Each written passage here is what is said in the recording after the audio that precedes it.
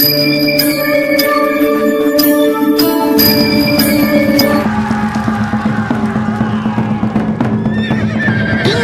जंब पर वादवसु अंब पर रावण स रंब पर रघुकुल राज है।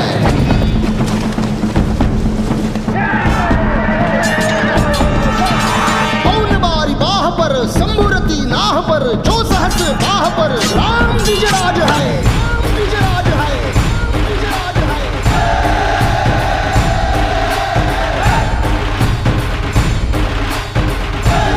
चंड पर भूषण भी तुंड पर जैसे मृगराज है।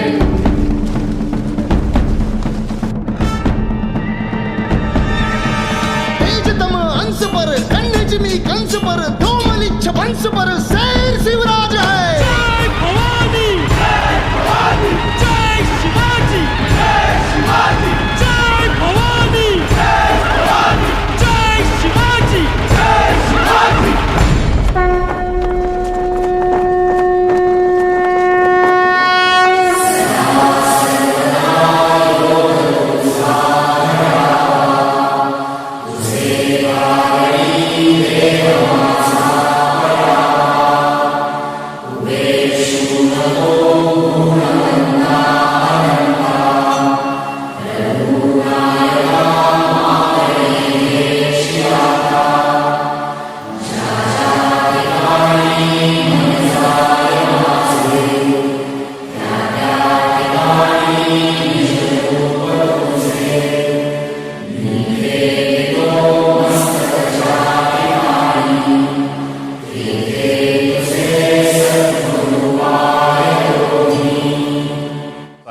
संभाजीराजांनी वयाच्या अवघ्या 16व्या वर्षी ज्या पद्धतीनं ग्रंथ लिहायला सुरुवात केलेली आणि त्याचप्रमाणे नाशिकमधील 16 वर्षीय चारू दत्तनंही तसाच प्रवास सुरू केलेला आहे, मात्र एका वेगळ्या पद्धतीनं. कसा पाहूयात.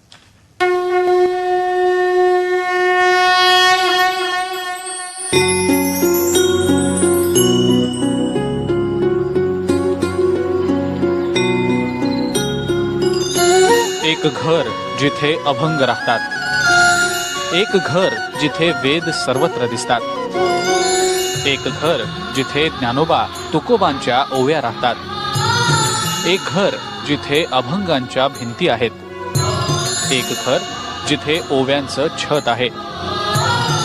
चला एका अशा घरात. नाशिकमध्ये राहणाऱ्या थोरात कुटुंबाचं हे घर. या घराच्या भिंती, दरवाजे, स्वयंपाकघर, बेडरूम हे वेदांनी आणि मंत्रांनी भरून गेलंय. या घरात राहणारा चारू दत्त याला एक दैवी चमत्कारच म्हणावा लागेल. वयाच्या 10व्या वर्षांपासून तो फक्त लिहितो आणि लिहितोच आहे. असंख्य अवघड आणि सर्वसामान्यांच्या समजण्या पलीकडचे श्लोक, संतांची वचनं, ओव्या, अभंग, धर्मग्रंथ.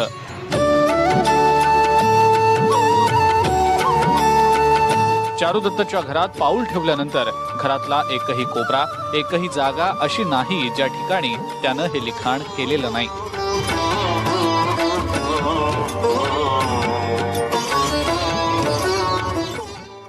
थोरात याच्या घरात आपण प्रवेश केल्यानंतर जो काही नजारा आणि जे काही दृश्य आपल्याला बघायला मिळतं ते निव्वळ चमत्कारिक असंच म्हणावं लागेल. त्यांचं संपूर्ण घर हे जणू एखाद्या वेदाचं भांडारच झालंय असं परिस्थिती आणि असं चित्र या घरामध्ये आल्यानंतर बघायला मिळतं.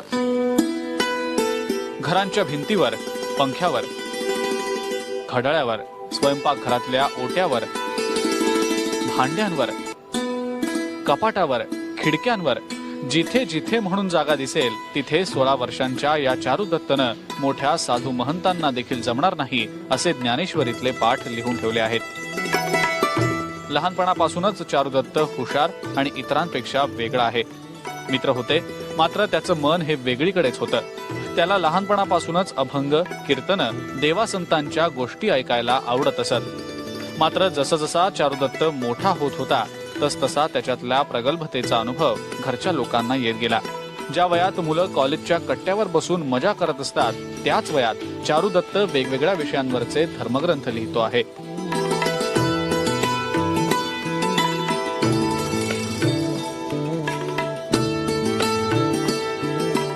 मानवी जीवनाचा प्रवास, त्याचा अंत, मोक्ष याबाबतचं त्याचं विश्लेषण ऐकून भल्या भल्यांना थक्क व्हायला होतं. एवढ्या लहान वयात त्याला हे अगाध ज्ञान कसं प्राप्त झालं याचं कोडं न सुटणार असल्याचं त्याचे आई वडील देखील सांगतात.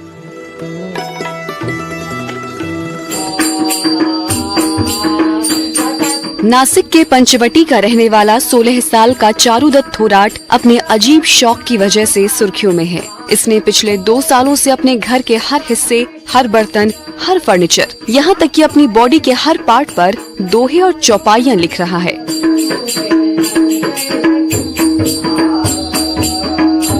दावा है कि इसे 5 भाषाओं में लाखों दोहे और उसके अर्थ भी याद हैं.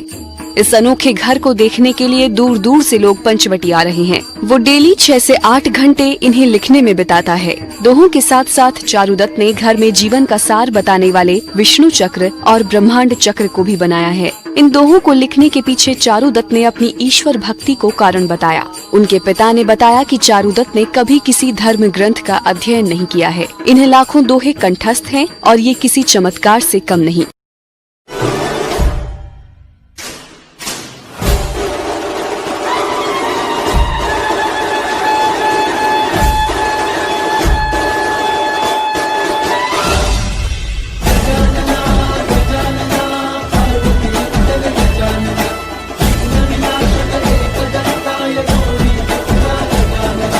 देवाचा तू देव मोरया गात तुझे गुणगान वाट नवी चालाया दे तू शक्तीचं वरदान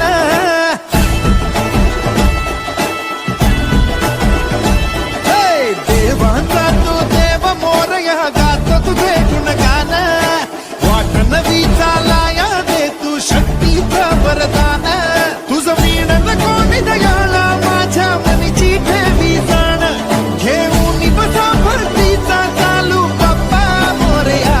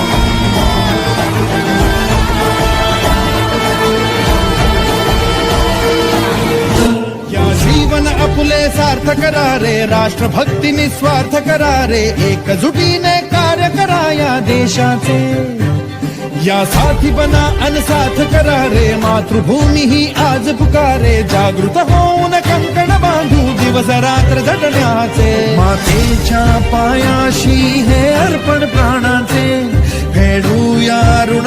दोहों के साथ साथ चारुदत्त ने घर में जीवन का सार बताने वाले विष्णु चक्र और ब्रह्मांड चक्र को भी बनाया है. इन दोहों को लिखने के पीछे चारुदत्त ने अपनी ईश्वर भक्ति को कारण बताया. उनके पिता ने बताया कि चारुदत्त ने कभी किसी धर्म ग्रंथ का अध्ययन नहीं किया है. इन्हें लाखों दोहे कंठस्थ हैं और ये किसी चमत्कार से कम नहीं.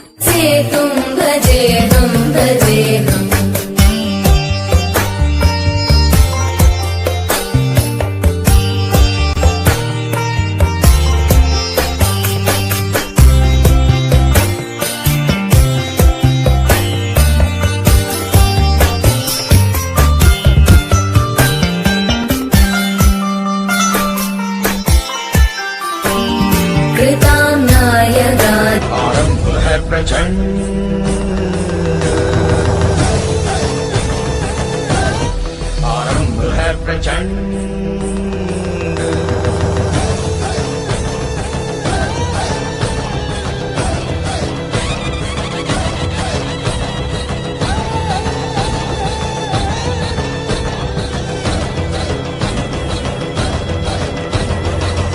करे सो प्राण दे, जो मन करे सो प्राण ले, वही तो एक सर्वशक्तिमान है।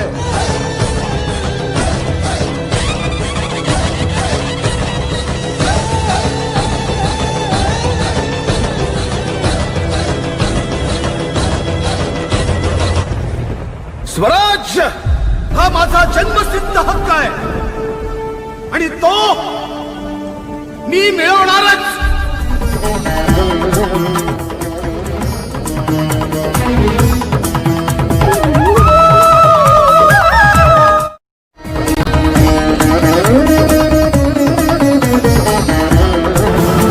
Dantashraya, the way of Akhandanyana Yoga.